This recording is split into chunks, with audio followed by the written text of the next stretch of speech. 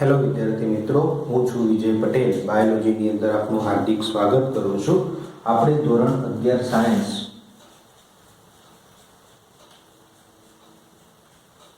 પ્રકરણ નંબર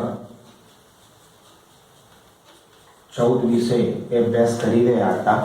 આપણો આજનો ટોપિક છે ગ્લાયકોલિસિસ.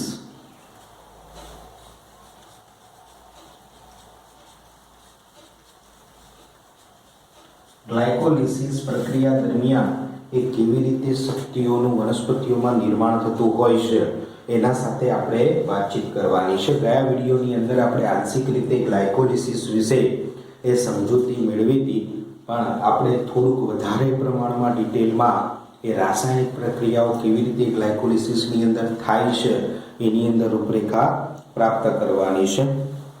ગ્લાયકોલિસિસ, હવે ગ્લાયકોલિસિસ નો અર્થ, ગ્લાયકોલિસિસ પહેલા તો ગ્રીક શબ્દ છે. ગ્લાયકોલિસિસ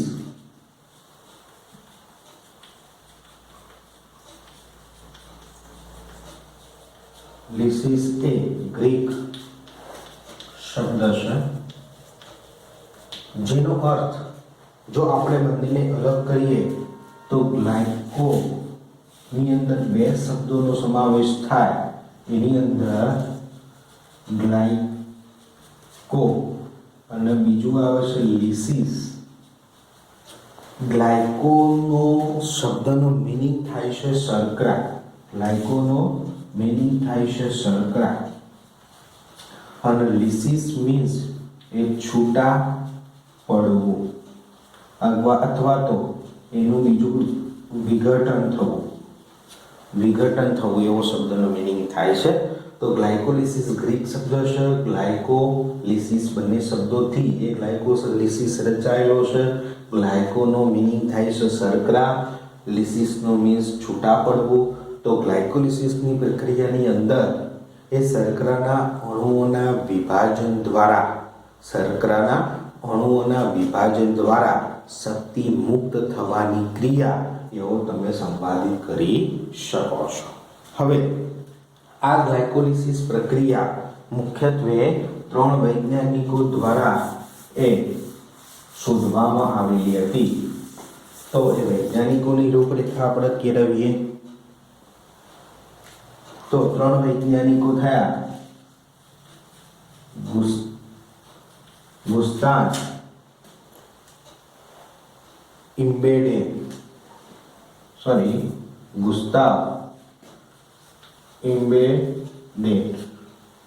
આ પહેલા વૈજ્ઞાનિક. બીજા વૈજ્ઞાનિક આવે છે ઓટો મેયરહોફ.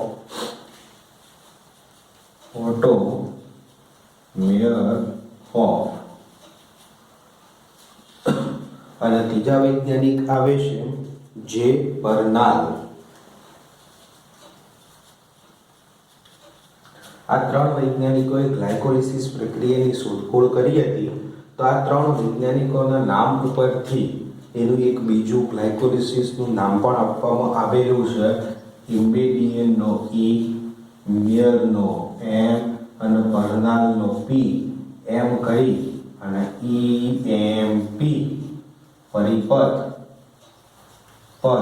તરીકે પણ ગ્લાયકોલિસિસને ઓળખવામાં આવે છે. એના વૈજ્ઞાનિકોના નામ ઉપરથી એ EMP પરિપથ એ કહેવામાં આવે છે. બીજું કે ગ્લાયકોલિસિસ, ગયા વિડીયોની અંદર આપણે જારક અને અજારક શ્વસનના સંદર્ભમાં વાતચીત કરી ચૂકેલા છીએ.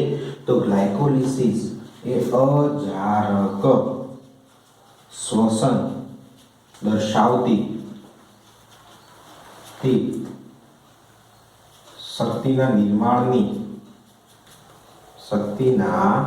નિર્માણની એ પ્રક્રિયા છે. અજારક દર્શાવતી, જેમાં શક્તિના નિર્માણની પ્રક્રિયા છે, જેમાં આંશિક ઓક્સિજનના અભાવમાં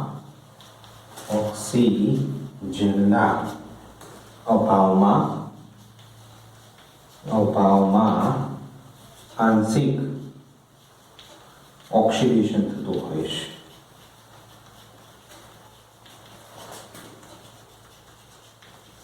ઓક્સિજનના અભાવમાં આંશિક ઓક્સિડેશન થતું જોવા મળે છે. આ ગ્લાયકોલિસિસ પ્રક્રિયાની અંદર એક્ઝેક્ટલી શું થાય છે શું નહીં આપણે જોવાનું છે. ગ્લાયકોલિસિસ પ્રક્રિયાની અંદર એ ગ્લુકોઝના એક અણુનું વિભાજન થઈ અને પાયરુવિક એસિડના બે અણુઓનું નિર્માણ થતું હોય છે. ગ્લુકોઝના એક અણુનું વિભાજન થઈ અને પાયરુવિક એસિડના બે અણુઓનું નિર્માણ થતું હોય છે. તો આ ગ્લુકોઝમાંથી પાયરુવિક એસિડનો અણુ એ કેવી રીતે ડેવલપ થાય છે, કેવી રીતે શક્તિની પ્રક્રિયા થાય છે, એના વિશે આપણે અભ્યાસ કરીએ. ચલો સૌપ્રથમ જારક પ્રક્રિયાથી આપણે શરૂઆત કરવી પડશે. તો પહેલા જારક પ્રક્રિયાની અંદર વનસ્પતિઓમાં શક્તિનું નિર્માણ કેવી રીતે થાય છે એના સંદર્ભમાં વાત કરીએ તો આપણે જાણીએ છીએ કે વનસ્પતિઓ પ્રકાશ સંશ્લેષણની પ્રક્રિયા દરમિયાન એ શક્તિનું નિર્માણ કેવા સ્વરૂપે કરે છે?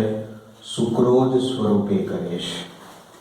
યાદ રાખજો, સુક્રોઝ સ્વરૂપે કરે છે.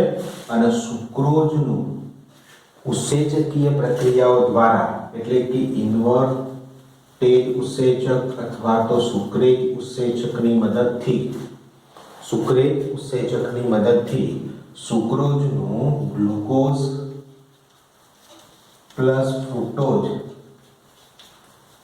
માં રૂપાંતરણ કરવામાં આવે છે. આ ગ્લુકોઝ અને ફ્રુક્ટોઝ બંને કેવા છે? મોનોસેકેરાઇડ્સ.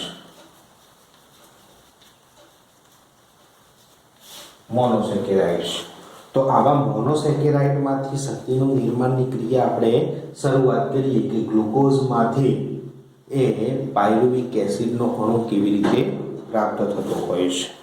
બીજું જોઈએ તો આ ગ્લુકોઝનો ઉપયોગ કરીને આપણે પ્રક્રિયાની શરૂઆત કરીએ તો ગ્લાયકોલિસિસને મુખ્યત્વે એ બે તબક્કાઓની અંદર વિભાજિત કરેલી છે. ફોસ્ફોરીકરણ તબક્કો અને વિફોસ્ફોરીકરણ તબક્કો. ફોસ્ફોરીકરણ તબક્કો અને વિફોસ્ફોરીકરણ તબક્કો. ફોસ્ફોરીકરણ તબક્કાની અંદર એ શું થાય છે અને વિફોસ્ફોરીકરણ તબક્કાની અંદર એ શું થાય છે એનો આપણે ખ્યાલ એ પ્રાપ્ત કરવાનો છે. તો જોઈએ કે સૌપ્રથમ એ ફોસ્ફોરીકરણ તબક્કાનો આપણે ખ્યાલ આપી દઈએ, કેમ કે બંને એક સાથે એ બોર્ડની અંદર સમાવેશ થશે નહીં, એટલે આપણે વન બાય વન એ આપણે જોતા જઈએ કે ફોસ્ફોરીકરણ તબક્કો સૌપ્રથમ આપણે જોઈએ તો વનસ્પતિઓમાં ગ્લુકોઝનો આ એક અણુ છે. ગ્લુકોઝની અંદર કાર્બનની સંખ્યાના આધીન આપણે એ વાતચીત કરવાની છે, તો એની સાથે પણ આપણે લેતા જઈએ તો ગ્લુકોઝનો એક અણુ, તો કાર્બનની સંખ્યા C6 છે, 6 કાર્બન દર્શાવતો ગ્લુકોઝનો એક અણુ છે. એ આ ગ્લાયકોલિસિસ પ્રક્રિયા ક્યાં થાય? તો હજારક શોષણ એ કોષના કોષ રસમાં થતી પ્રક્રિયા છે. તો વનસ્પતિઓના કોષના કોષ રસમાં રહેલા હેક્ઝોકાઇનેજ ઉત્સેચક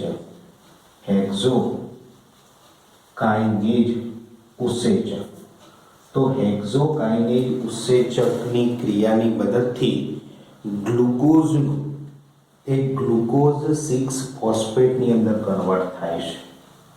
ગ્લુકોઝ 6 ફોસ્ફેટમાં એ કન્વર્ટ સૌપ્રથમ થાય છે. અને આ પ્રક્રિયા દરમિયાન શક્તિનો એ વપરાશ થતો હોય છે. શું થાય? શક્તિનો વપરાશ. કેવા સ્વરૂપે શક્તિનો વપરાશ થાય? તો એટીપીનું, એડિનોસાઇન ટ્રાઇફોસ્ફેટ એટીપીનું એ અહીંયા એડીપીમાં રૂપાંતરણ થાય. ગ્લુકોઝનું ગ્લુકોઝ 6 ફોસ્ફેટની અંદર જ્યારે કન્વર્ટ થતું હોય હેક્ઝોકાઇનેજ ઉત્સેચકની મદદથી, એ દરમિયાન શક્તિ વપરાય છે. એટીપીનું એડીપીમાં રૂપાંતરણ થાય છે, એટલે ફોસ્ફેટનો અણુ દૂર થાય છે, શક્તિ વપરાય. હવે જોજો, ગ્લુકોઝ 6 ફોસ્ફેટનું એ ફ્રુક્ટોઝ 6 ફોસ્ફેટમાં કન્વર્ટ થાય. ગ્લુકોઝ 6 ફોસ્ફેટ એ ફ્રુક્ટોઝ 6 ફોસ્ફેટમાં કન્વર્ટ થાય છે. આની અંદર પણ કાર્બનની સંખ્યા એ 6 છે. હવે ફ્રુક્ટોઝ 6 ફોસ્ફેટનું એ આગળ શું થાય છે તો શક્તિના વપરાશ દ્વારા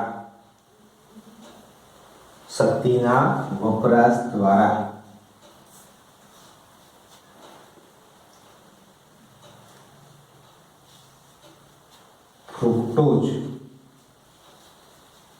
1,6 બાયફોસ્ફેટ માં કન્વર્ટ થાય. ફ્રુક્ટોઝ 1,6 બાયફોસ્ફેટ ની અંદર કન્વર્ટ થાય. આની અંદર પણ કાર્બનની સંખ્યા 6 છે. શક્તિના વપરાશ દ્વારા એટલે કે અહીંયા પણ એટીપી નું એડીપી માં એ રૂપાંતરણ થાય, ફોસ્ફેટનું અણુ દૂર થાય છે. હવે ફ્રુક્ટોઝ 1,6 બાયફોસ્ફેટ બન્યો કોષના કોષરસમાં. ત્યારબાદ એ ફ્રુક્ટોઝ 1,6 બાયફોસ્ફેટ એ વિભાજિત થાય છે અને વિભાજિત થઈ અને એક 3 કાર્બન દર્શાવતો અને બીજો 3 કાર્બન દર્શાવતો અણુ બને છે. પહેલો 3 કાર્બન દર્શાવતો અણુ BHAP બને છે અને બીજો 3 કાર્બન દર્શાવતો અણુ PZAL બને છે. DHAP એટલે શું? DHAP એ કોનો સમસ્થાનિક છે? PZL નો સમસ્થાનિક છે. એટલે કે DHAP નું PZL માં કન્વર્ટેશન થઈ શકે છે અને PZL નું DHAP ની અંદર પણ કન્વર્ટેશન થઈ શકે છે. DHAP નું પૂર્ણ નામ ડાયહાઇડ્રોક્સી એસીટોન ફોસ્ફેટ છે. શું છે? ડાયહાઇડ્રોક્સી એસીટોન ફોસ્ફેટ છે. જ્યારે PZL નું ફોસ્ફોગ્લિસરાલ્ડિહાઇડ છે. શું છે? ફોસ્ફોગ્લિસરાલ્ડિહાઇડ એ PZL નું છે. બરોબર? તો આટલા સુધીની પ્રક્રિયા, આ સમગ્ર પ્રક્રિયા જે તમે બોર્ડમાં જોઈ રહ્યા છો એ પ્રક્રિયાને, આટલા સુધીની પ્રક્રિયાને ફોસ્ફોરીકરણ તરીકે ઓળખાય છે. શું કહેવાય? ફોસ્ફોરીકરણ તરીકે તમે એને ઓળખી શકો છો. ફોસ્ફોરીકરણ પ્રક્રિયા દરમિયાન એ શું થયું એ તમે જોઈ શકો છો કે એટીપી નું એડીપી માં રૂપાંતરણ થયું, મીન્સ શક્તિ વપરાય. એટીપી નું એડીપી માં રૂપાંતરણ થયું, મીન્સ શક્તિ વપરાય છે. તો શક્તિનો વપરાશ થાય તો એને ફોસ્ફોરીકરણ તરીકે અહીંયા ઓળખેલું છે. ફોસ્ફેટનું અણુ દૂર થાય છે એટલે ફોસ્ફોરીકરણ તરીકે ઉલ્લેખાયું છે. તો આટલા સુધીના નિર્માણની ક્રિયાને PZL અને DHAP સુધીના નિર્માણની ક્રિયાને એ ફોસ્ફોરીકરણ તરીકે ઓળખવામાં આવે છે. એક્ઝામની અંદર યાદ રાખવાનું, ગ્લુકોઝનું PZL માં રૂપાંતરણ થાય, ગ્લુકોઝનું એ DHAP માં રૂપાંતરણ થાય, એને ફોસ્ફોરીકરણ તરીકે ઓળખાય અને ફોસ્ફોરીકરણની અંદર હંમેશા શક્તિનો વપરાશ એ થતો જોવા મળે છે. બરોબર? હવે આપણે એક બીજી વિફોસ્ફોરીકરણની પ્રક્રિયા જોઈએ કે જે PZL અને DHAP થી શરૂઆત થશે. તો આ જ વસ્તુ એ આપણે ઉપર જવા દઈએ ને આને એ આપણે ભૂસી દઈએ. તો જોઈએ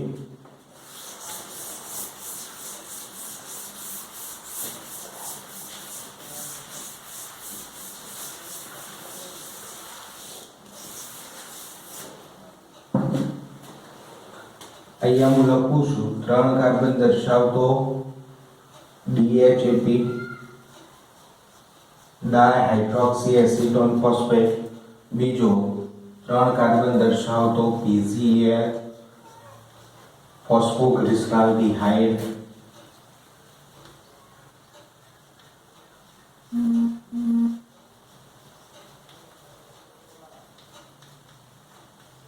ફોસ્ફોગ્લિસરાલ્ડિહાઇડ આપણે જોઈએ. આ બંને એકબીજાના સમસ્થાનિકો સ્વરૂપે વર્તે છે એટલે કે PZL એ DHAP માં રૂપાંતરણ થઈ શકે છે અને DHAP નું એ PZL માં રૂપાંતરણ થઈ શકે છે. હવે શું થાય છે? હવે વિફોસ્ફોરીકરણની પ્રક્રિયા આવે છે એની વ્યાખ્યા આપણે પછી કહીએ એટલે સરળતાથી તમને ખ્યાલ આવી જશે. હવે આ એક PCl નો અણુ છે, સાંભળજો બરોબર.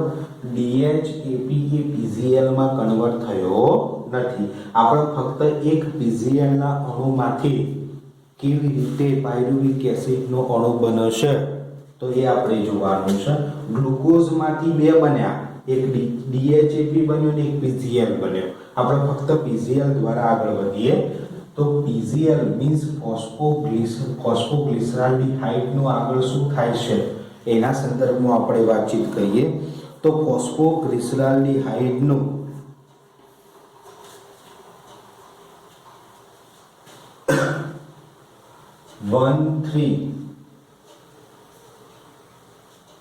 BPGA માં કન્વર્ટેશન થાય છે. 1,3-BPGA એટલે શું? તો બાયફોસ્ફોગ્લિસરિક એસિડ. શું થાય? 1,3-બાયફોસ્ફોગ્લિસરિક એસિડ માં કન્વર્ટેશન થતું હોય છે. તો 1,3-બાયફોસ્ફોગ્લિસરિક એસિડ, અહીંયા આપણે કાર્બનની સંખ્યા PCl 3 છે તો અહીંયા પણ 3 કાર્બન દર્શાવતો એ 1,3-બાયફોસ્ફોગ્લિસરિક એસિડ બનશે. આ પ્રક્રિયા દરમિયાન એ ફોસ્ફેટનો અણુ ઉમેરાય છે. શું થાય છે?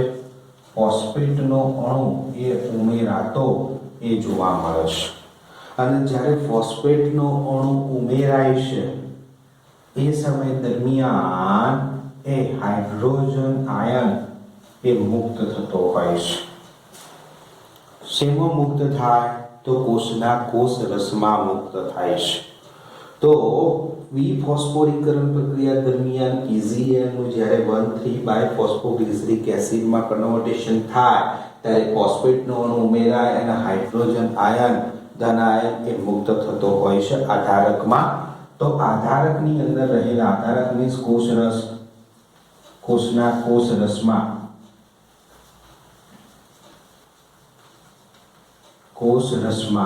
તો કોષરસની અંદર રહેલા DHA એ આપણે થોડુંક જોઈએ પછી કે PGAL નું જ્યારે 1,3-બાયફોસ્ફોગ્લિસરિક એસિડની અંદર કન્વર્ટેશન થાય છે ત્યારે ફોસ્ફેટનો અણુ ઉમેરાય છે, હાઇડ્રોજન આયન મુક્ત થાય છે. હવે જે આ હાઇડ્રોજન આયન મુક્ત થાય છે, કેટલા હાઇડ્રોજન આયન મુક્ત થયો? એક PCl નો અણુનું જ્યારે એક 1,3-BPGA માં કન્વર્ટેશન થાય ત્યારે એક હાઇડ્રોજન આયન મુક્ત થાય. આ હાઇડ્રોજન આયન આધારકના કોષ રસમાં રહેલા, આધારક કે કોષ રસમાં એ DHAP નહીં, NADP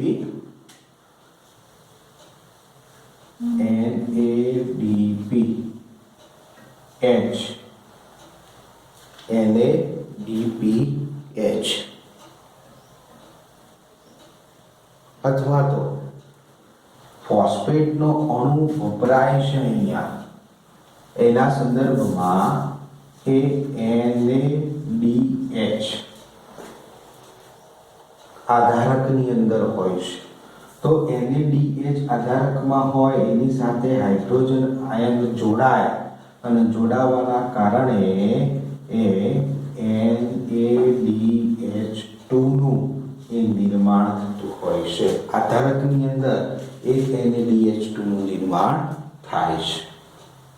હવે જોજો 1,3-બાયફોસ્ફોગ્લિસરિક એસિડ નું આગળ શું થાય છે? તો 1,3-બાયફોસ્ફોગ્લિસરિક એસિડ નું આગળ એ શક્તિના નિર્માણની ક્રિયા થાય છે. એટલે કે ADP નું ATP માં એ રૂપાંતરણ થાય છે. ADP નું ATP માં રૂપાંતરણ થાય છે. કેટલા ADP નું કેટલા ATP માં રૂપાંતરણ થાય? તો એક ADP નું એક ATP માં રૂપાંતરણ થાય છે. અને 1,3 બાય ફોસ્ફોગ્લિસરિક એસિડમાંથી શું બને છે તો 3 ફોસ્ફોગ્લિસરિક એસિડ બનાવશે એટલે કે 3 PgA નું નિર્માણ થાય છે PgA નું નિર્માણ થાય છે હવે આ 3 PgA શેમાં કન્વર્ટ થાય છે તો 3 PgA ની અંદર 3 PgA નું એ 2 PgA માં રૂપાંતરણ થાય છે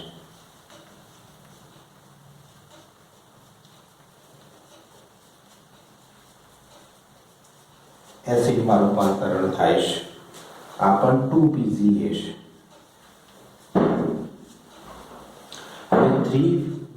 હવે 3 ફોસ્ફોગ્લિસરિક એસિડ નો એ 2 ફોસ્ફોગ્લિસરિક એસિડ ની અંદર એ રૂપાંતરણ થયું હવે 2 ફોસ્ફોગ્લિસરિક એસિડ નું શું થાય છે તો 2 ફોસ્ફોગ્લિસરિક એસિડ નું હવે પાણીના અણુનો વ્યય થાય એટલે કે પાણીનો અણુ દૂર થાય ફોસ્ફોગ્લિસરિક એસિડમાંથી અને પાણીના અણુનો વ્યય થાય એક પાણીનો અણુ દૂર થાય ત્યારે એ PEP નું નિર્માણ કરે છે PEP મીન્સ શું છે ફોસ્ફોઇનોલ પાયરુવિક શું ફોસ્ફોઇનોલ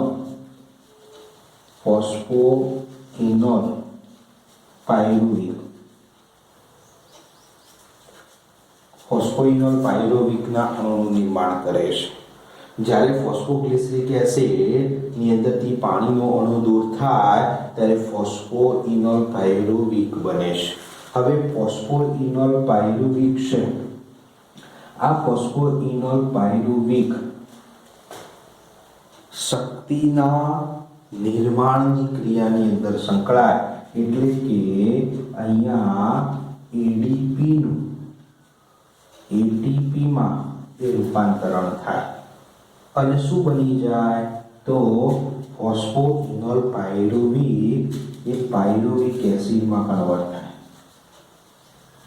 વિક એસિડમાં એ કન્વર્ટ થાય અહીંયા જોજો કે એક PgL ના અણુમાંથી અહીંયા આખી પ્રક્રિયા થઈ કઈ થઈ તો જોજો કે એક PgL નો અણુ હતો જેને આપણે ફોસ્ફોગ્લિસરાલ્ડિહાઇડ કહેતા હતા એ ફોસ્ફોગ્લિસરાલ્ડિહાઇડ નું 1,3 બાય ફોસ્ફોગ્લિસરિક એસિડમાં કન્વર્ટ થયો એ સમય દરમિયાન ફોસ્ફેટનો અણુ ઉમેરાયો અને હાઇડ્રોજનનો અણુ મુક્ત થયો અને એ હાઇડ્રોજન એ કોષના કોષરસમાં મીન્સ આધારકની અંદર NADH સાથે જોડાય છે અને NADH2 નું નિર્માણ કરે છે એક PgL તો એક હાઇડ્રોજન આયન મુક્ત થાય હવે 1,3 બાય ફોસ્ફોગ્લિસરિક એસિડ એ જ્યારે શક્તિના નિર્માણની ક્રિયા સાથે સંકળાય છે એટલે કે ADP નું ATP માં રૂપાંતરણ થઈ અને 1,3 ફોસ્ફોગ્લિસરિક એસિડમાં નિર્માણ પામે 3 ફોસ્ફોગ્લિસરિક એસિડ 2 ફોસ્ફોગ્લિસરિક એસિડમાં કન્વર્ટ થાય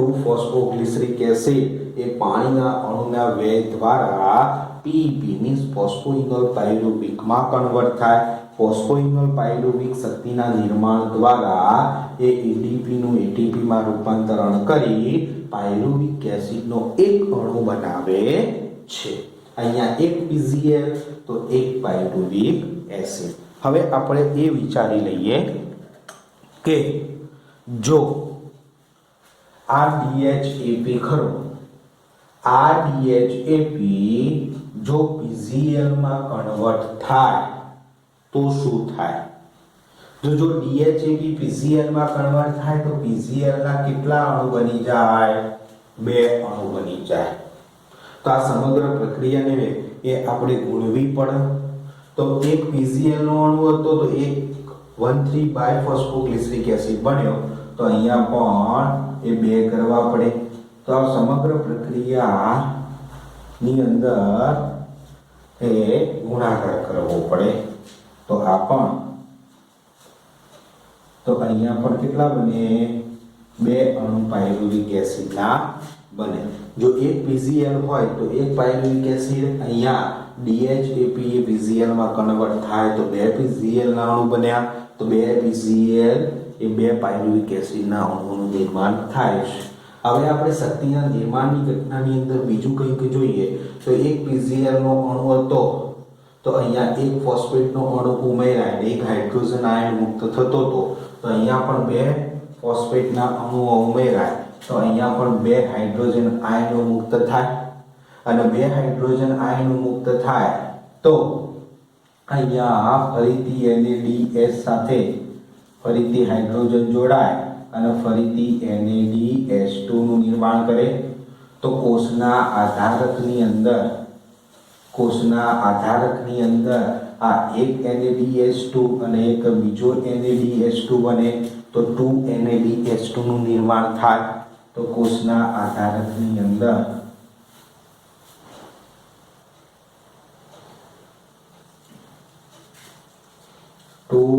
NADH2 નું નિર્માણ થતું હોય છે. બરોબર. બીજું કે શક્તિના નિર્માણની અંદર 1 PCl નો અણુ હતો તો 1 ADP નું 1 ATP માં રૂપાંતરણ થયું. અહીંયા 2 PCl છે તો અહીંયા 2 ADP નું 2 ATP માં રૂપાંતરણ થશે. બીજું કે 1 PCl નો અણુ હતો તો 1 પાણીનો અણુ દૂર થાય તો 2 PCl હોય તો 2 પાણીના અણુઓ દૂર થાય. બીજું 1 PCl નો અણુ હતો તો અહીંયા 1 ADP નું 1 ATP માં રૂપાંતરણ થયું તો 2 PCl છે તો 2 ADP નું 2 ATP માં રૂપાંતરણ થશે. બરોબર. તો આ ગણતરી એક ખાસ તમારે એ મગજમાં રાખવી પડશે જેના આધારે તમે MCQ ને પકડી શકશો, MCQ ને સમજી શકશો, આખા પ્રશ્નની અંદર સમજી શકશો. તો ગ્લુકોઝના એક અણુના વિખંડનથી આપણે આ સમગ્ર પ્રક્રિયા થઈ પાયરુવિક એસિડના કેટલા અણુઓ બન્યા? 2 પાયરુવિક એસિડના અણુઓનું નિર્માણ થાય છે ગ્લુકોઝના એક અણુના વિખંડનથી. એવા જો 2 ગ્લુકોઝના અણુઓ હોય અને એમનું જો વિખંડન થાય તો 4 પાયરુવિક એસિડના અણુઓ બને છે. બરોબર. તો આ સમગ્ર પ્રક્રિયા બોર્ડમાં જે તમને દેખાઈ રહી છે એની અંદર જોજો કે ફોસ્ફેટનો અણુ ઉમેરાયો અને શક્તિનું નિર્માણ થયું અને ફોસ્ફેટનો અણુ ઉમેરાઈ શક્તિનું નિર્માણ થાય છે એટલે એને વિફોસ્ફોરીકરણ પ્રક્રિયા તરીકે ઓળખવામાં આવે છે. શું કહેવાય? વિફોસ્ફોરીકરણ પ્રક્રિયા તરીકે તમે એને ઓળખી શકો છો. બરોબર.